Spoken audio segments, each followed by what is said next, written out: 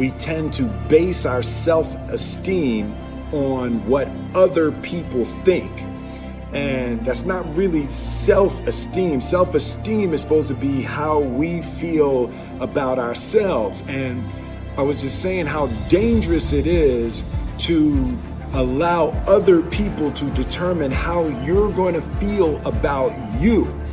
And it's kind of like looking into a broken mirror.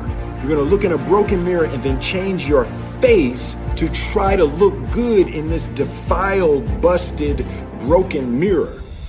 And it just, other people's opinions is a really shitty way to determine how we feel about ourselves.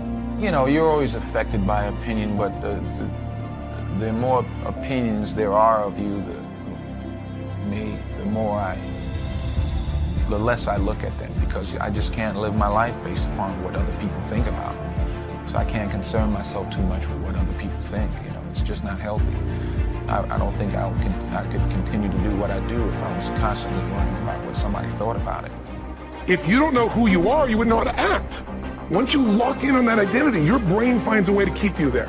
If you say, you know, man, I'm overweight, I've always been overweight, I'm big boned, and that's the story you got, then you're going to always find a way to get back there. That's your settling point.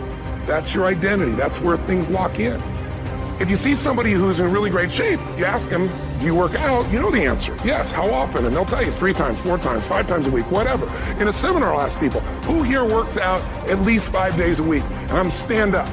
And you look around that room, and you know that they work out 5 times a week because you can see their body. You don't just get a result without some kind of action, without some form of ritual. Ritual meaning actions you do consistently. Now, do you think those people that are out there working out 5 days a week, do they have more time than you do? Or I have, or anybody else? Of course not.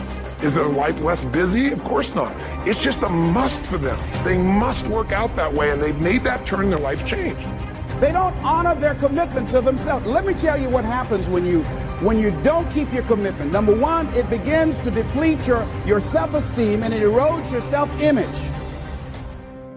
It weakens your faith in yourself. You don't feel good when you don't keep your commitments. The other thing is that you begin to develop weak relationships with people. People begin to realize they can't depend upon you. They can't rely on you because you won't keep your word. You've established that kind of reputation. Just think, what would your life be like if you decided to keep your commitments? What will all of our lives be like if we decided to keep our commitments? That we decided to do the things that we said that we were going to do. That we wouldn't even speak it unless we were going to do it. If we decided just for a week, just see what your life can be like. Just let's do it for a commitment to make it a 7-day commitment that I won't say I will do anything unless I'm going to do it. And to that same young man that wants to be a SEAL, you know, the guys that want to be like Jocko one day, you know, what do you tell that 20-year-old that sees this thing and says, I want to go do that? Well, first of all, don't try and be like me. Be better than me. Crush me. Make me look like a baby. That's what you do. And don't talk about it. Don't mull it over. Don't plan for it. Just get after it. Get after it. Make it happen. Use your force of will to make it happen. As a human being, the strongest thing you've got is your force of will. Most people, if they really look at how they're living their life today, it's based on a set of standards, a set of beliefs that they made choices about 10, 20, 30 or more years ago. I mean, very often we made decisions in our youth or very young about what to believe, about what we were capable of, about who we are as a person, and that becomes the glass ceiling, if you will, that controls us.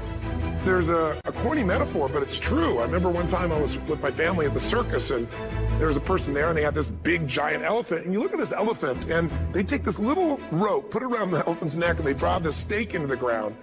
And I mean, you look at this, and you know that elephant could rip down the entire tent with almost no effort. And yet, the elephant doesn't struggle, doesn't try. Why? Because the elephant's conditioned. And they take that elephant and condition the elephant when it's a baby elephant. That's how they train them. When it's a little baby elephant and it doesn't have the power yet, they put a big rope around it and they drive this huge stake in the ground, and the elephant fights and fights and fights. And one day, finally, that elephant decides, I'm not capable of pulling this out. And once that becomes the definition of an identity of anyone, an elephant in this case, they don't even try anymore. It's just who I am, that's how it is, that's just the way it is in my life. I'd like to ask you to take a look at any place you've got a limit.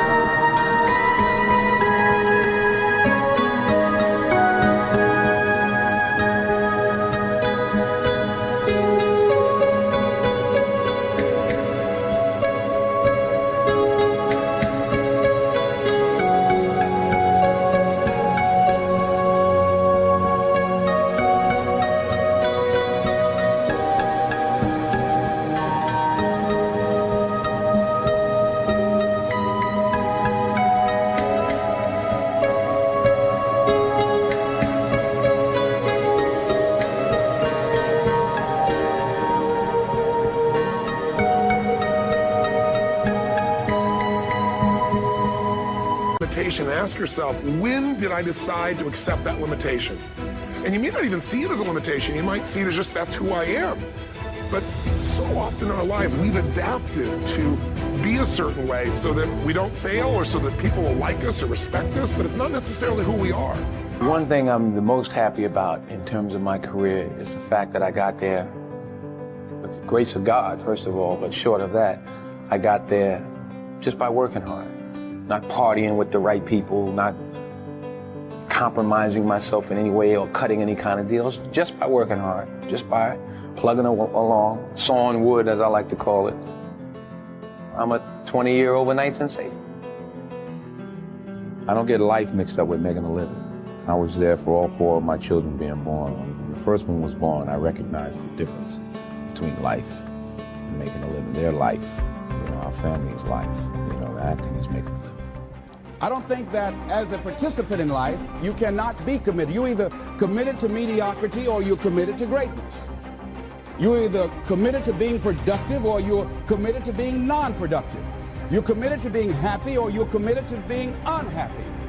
See, whatever you're doing, however you spend your time, that tells you who you are. So think about what it is you like to create in your life experience.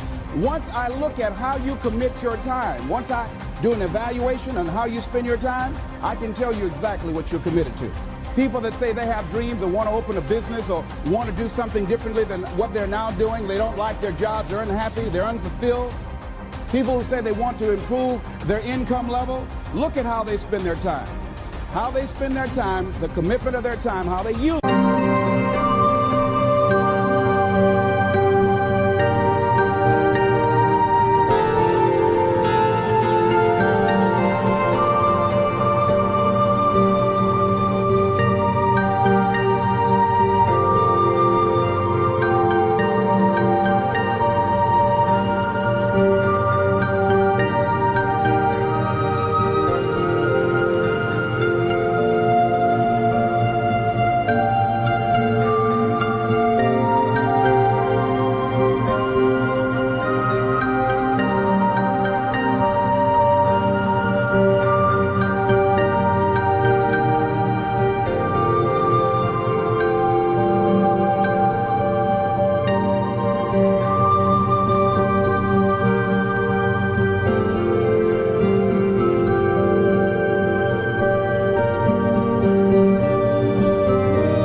That will really tell the truth.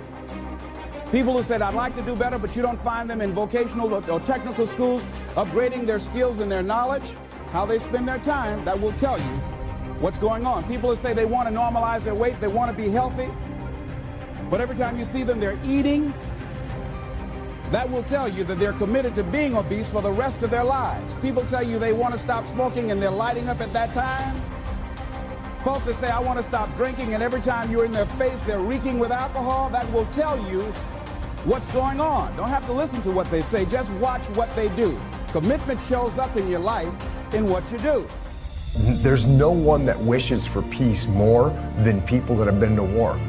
Because when the war drums sound, it's my friends that are going to fight. That's who's going to fight. It's my friends that are going to put their lives on the line. So when the war drums sound, the people that have been to war are the ones that actually say, let's think about this first. Because like I said before, and like everyone says all the time, and they say it like it's no big deal, but war is hell. When you take an 18-year-old kid, you're gonna go put him in a situation where he's gonna have to kill people and possibly get wounded or possibly get killed himself. That's a traumatic experience. And so before you do that, you should think about why you're doing it and understand if the people have the will to fight. And the will to fight, as I've said many times before, the will to fight is the will to kill and it's the will to die. And those are some pretty big wills that you need to have.